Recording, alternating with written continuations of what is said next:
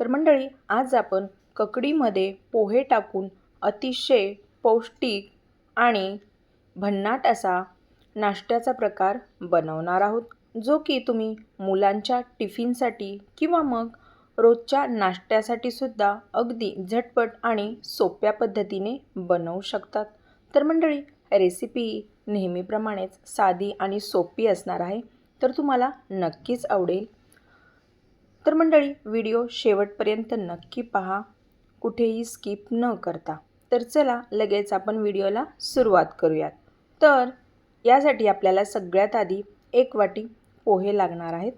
तर पोहे हे आपल्याला मिक्सरला बारीक असे वाटून घ्यायचे आहेत।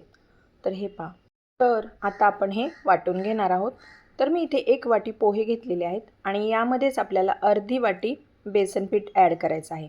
तर आता हे मी मिक्सरला पूर्णपणे बारीक असं वाटून घेतलेलं आहे। हे पहा, होईल तेवढं आपल्याला याला बारीक असं वाटून घ्यायचं आहे। त्यानंतर इथे मी 1 ककडी घेतलेली आहे। तर तुम्हाला नाश्ता किती बनवायचा आहे त्यानुसार तुम्ही ककडीचं प्रमाण कमी अधिक करू शकतात।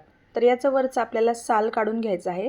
ककडीच्या वरचं साल काढल्यानंतर हे एका किसणीने बारीक अशी आपल्याला पूर्ण ककडी किसून घ्यायची आहे। तर हे पहा, अशा पद्धतीने आपल्याला पूर्ण 1 ककडी लागणार आहे, चांगली अशी ही किसून घ्यायची आहे। तर हे पहा, मी पूर्ण ककडी किसून घेतलेली आहे। आता हे वाटलेलं जे मिश्रण होतं, तर ते आता आपण एका ताटामध्ये काढलेलं आहे। आता त्यामध्ये आपण जी ककडी किसून घेतली होती ती ॲड करायची आहे। ककडीमध्ये भरपूर प्रमाणामध्ये पाणी असतं आणि हे आपल्याला उन्हाळ्यासाठी ककडी शरीराला थंडावा देते।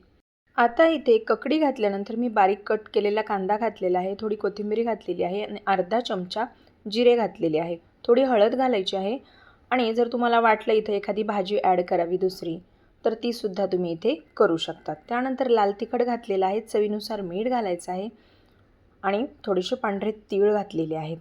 तर आता इथे तुम्हाला जर वाटलं हिरवी मिरची घालावी, तर ती सुद्धा लसूण, हिरवी मिरची वाटलेली ती सुद्धा तुम्ही इथे ॲड करू शकतात, तरीसुद्धा चालेल। आता हे सगळं आपलं मिश्रण चांगलं असं आपण मिक्स करून घेणार आहोत। यामध्ये जास्त पाणी घालायची गरज पडत नाही, कारण आपण यामध्ये कांदा घातलेला आहे आणि ककडीला सुद्धा भरपूर असं पाणी असतं। तर होईल तेवढं या पाण्यामध्येच ॲड करायचं हे, आणि वरून लागलंच तर थोडं थोडं पाणी घालायचं, एकदम नका घालू, नाहीतर पीठ पातळ होईल।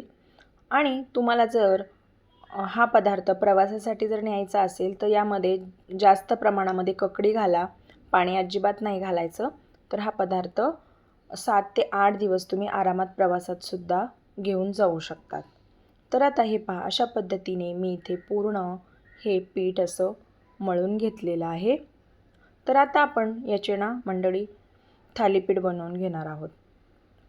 तर हे पहा, अशा पद्धतीने मी इथे थालीपीठ बनवून घेतलेलं आहे।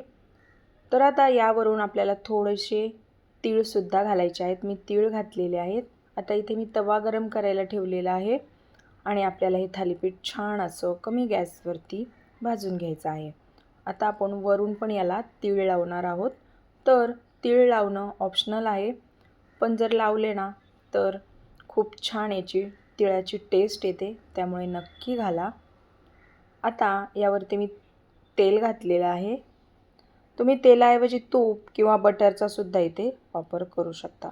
अतिशय पौष्टिक आणि चवीला सुद्धा खूप भन्नाट असे हे थालीपीठ बनून तयार होते। तर मंडळी, हे छान असे आपल्याला भाजून घ्यायचे आहेत कमी गॅसवरती, चांगले खरपूस होईपर्यंत अगदी खमंग असे हे थालीपीठ भाजून घ्यायचे आहेत।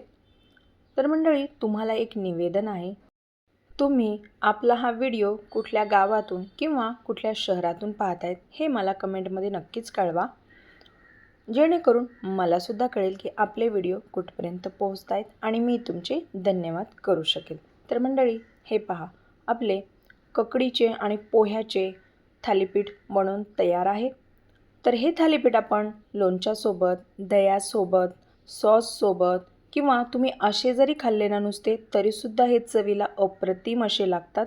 तर मंडळी, आजची रेसिपी तुम्हाला कशी वाटली हे मला कमेंटमध्ये नक्कीच कळवा, आणि व्हिडिओ जर आवडला असेल तर व्हिडिओला एक लाईक नक्की करा, आणि तुम्ही चॅनलवरती नवीन असाल आणि अजूनही आपल्या चॅनलला सबस्क्राईब केले नसेल तर पटकन सबस्क्राईब करून तुम्ही हा व्हिडिओ जर फेसबुक पेजवरून पाहत असाल तर पेजला फॉलो नक्की करा. तर चला मंडळी, पुन्हा भेटूया अशाच एका नवीन रेसिपीसोबत. तोपर्यंत धन्यवाद.